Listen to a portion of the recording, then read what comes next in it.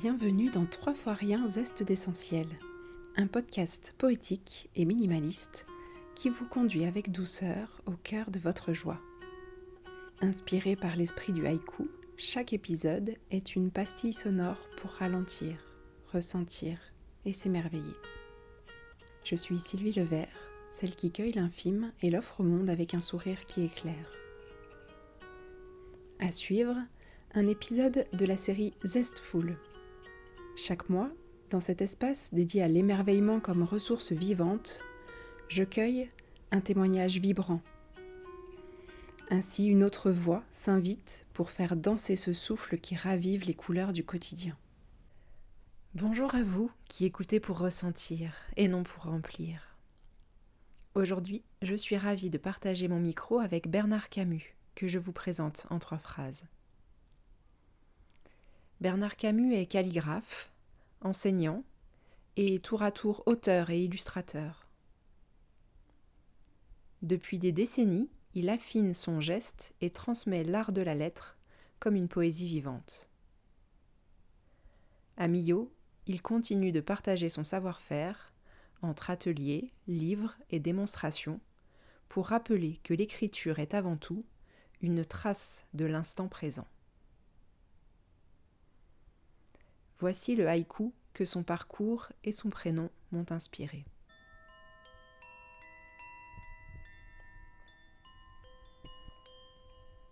Un geste en berne, artisan du trait vibrant, ajout de couleur.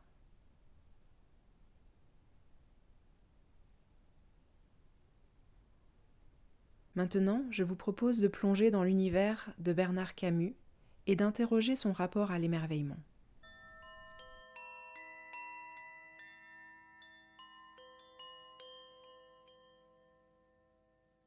Bonjour Bernard, Bonjour Sylvie, bonjour à vous toutes et tous. je vous remercie d'avoir accepté mon invitation. Merci de m'accueillir aujourd'hui en ce moment de partage intitulé Zestful. Oui, zestful. Moi qui ne suis pourtant pas adepte des anglicismes, ce mot-là, cet adjectif, je l'aime tant parce qu'il exprime l'enthousiasme et le ravissement avec une énergie qui me porte. D'ailleurs, je rappelle que ces épisodes mensuels sont l'occasion d'accueillir une autre voix, VOIX, que la mienne, à même de vous proposer une autre voix, VOIE cette fois, vers l'émerveillement. Alors merci Bernard d'y prêter la vôtre aujourd'hui. Pourriez-vous tout d'abord nous dire quelques mots sur votre rapport à la calligraphie ? La calligraphie est bien vivante et contemporaine en ce monde ayant besoin d'ancrage et de repères, favorisant l'existence et ce besoin impérieux de se poser et celui de laisser une trace. À mon sens, la calligraphie est un bien grand mot pour désigner seulement la belle écriture nécessitant le calme intérieur propice à l'application. Disons que je m'applique et que je me camuse bien depuis des décennies, la constance m'ayant fort aidé à progresser en la matière. Pourriez-vous nous dire ce qu'évoque l'émerveillement pour vous ? L'émerveillement, je ne le croise pas sur le chemin de la production.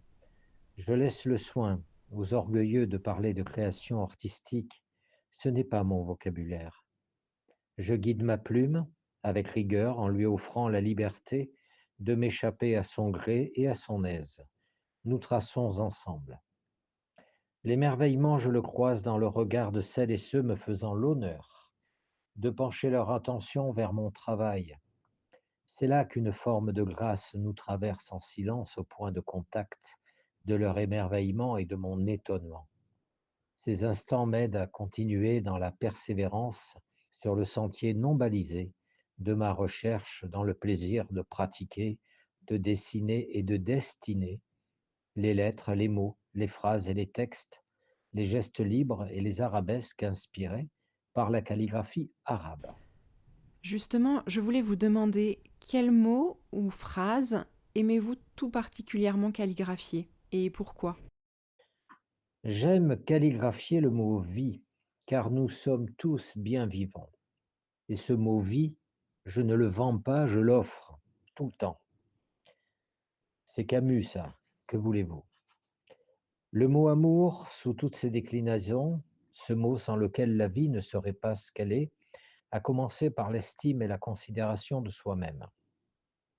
La phrase «je t'aime» reste l'évidence même, car l'écriture parle au cœur en premier. Vous dites que le calligraphe disparaît derrière le trait et sa beauté propre. Qu'entendez-vous par là? En effet, car ce n'est pas lui qui est en premier plan pour capter la lumière, c'est le sens du message, sa profondeur et sa résonance en chacun.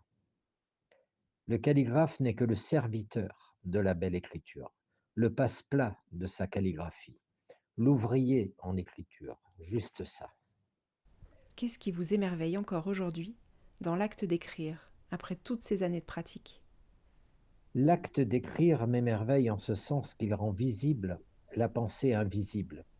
L'écriture est donc une révélation, le support solide, le pied d'appel de tout raisonnement, un petit miracle quotidien. Avant l'écriture, c'était la préhistoire, car l'histoire s'écrit. Et quelle place l'émerveillement a-t-il dans votre pédagogie?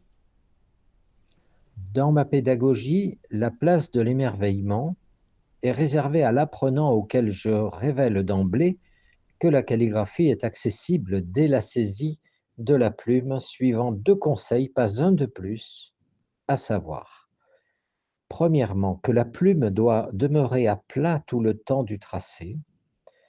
Deuxièmement, le poignet doit rester fixe. L'émerveillement se voit en vrai dès qu'il vérifie sa capacité à tracer joliment la première lettre, le premier mot. Un mot en entraînant un autre, la phrase apparaît, une citation, et le tout au terme de la première heure de pratique. Rien de bien compliqué dans tout cela. Restons simples, car tout est simple. Il vous suffit d'essayer. Je vous prie de me croire. Quels conseils donneriez-vous aux auditeurs pour favoriser l'accès à l'émerveillement dans leur vie? Quant à l'émerveillement, en tout domaine, au sens large, je le souhaite à toutes et à tous, dès lors que chacun s'accorde du temps à soi pour s'y installer, en conscience et de tout son long. Osons d'ailleurs nous poser la question: quel temps s'accorde-t-on à soi, et seulement à soi-même, par jour? À chacun d'y répondre, car en ce domaine, je ne suis pas un exemple, je suis juste un petit être humain masculin singulier, singulier aussi sûrement, sujet du verbe être au présent, et je vous prie de me croire aussi de mon mieux. Allez vite saisir une plume et créer. Merci Bernard pour ce partage. Merci pour votre écoute, je suis très honoré.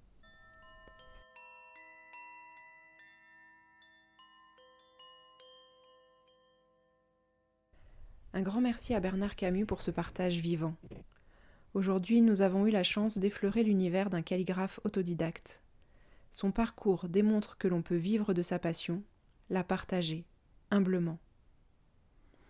Il nous a fait l'éloge de la constance et de la simplicité, dans un monde plutôt hyper complexe, plus adepte du zapping. Et comme moi dans ce podcast, il plébiscite de se poser, de prendre du temps pour soi, en conscience, pour favoriser l'ancrage. On ne construit rien de pérenne sans des bases stables, nous y compris.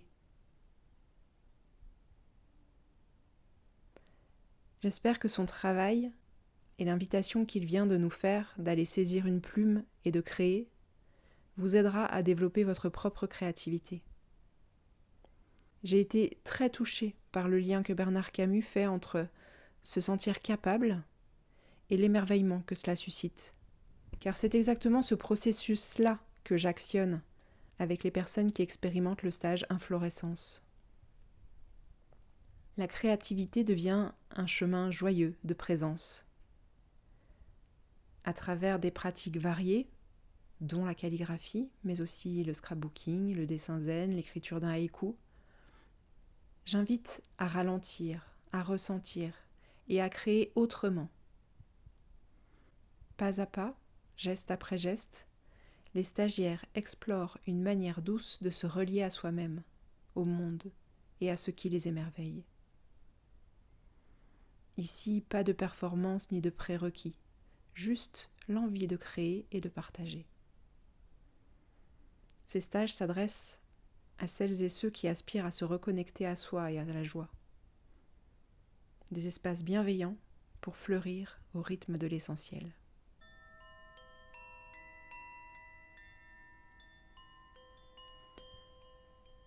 Tous les liens vers le travail de Bernard sont accessibles en note de cet épisode.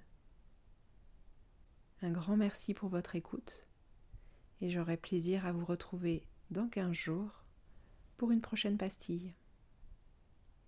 Créativement vôtre. Merci d'avoir écouté 3 fois rien, zeste d'essentiel. La musique à la lyre qui ouvre et referme chaque épisode a été composée par ma sœur Natacha. Un grand merci à elle pour cette offrande sonore. Si ce podcast vous touche, pensez à le noter, à vous abonner ou à le partager. Vous contribuerez ainsi à faire rayonner l'émerveillement. Vous pouvez aussi me retrouver sur le site www.sylvielevert.fr pour prolonger le voyage. Une autre ressource douce à tester si les yo-yo émotionnels, les ruminations ou les réactions disproportionnées vous gâchent un peu trop souvent la vie. La Rescue Box de l'Orcusa, testée et appréciée. Une boîte à outils prête à l'emploi, puis personnalisable pour désamorcer en quelques minutes les tempêtes émotionnelles. Le lien affilié se trouve en description. C'était Sylvie Levert, celle qui cueille l'infime et l'offre au monde avec un sourire qui éclaire. Au plaisir de vous retrouver dans 15 jours pour une nouvelle pastille.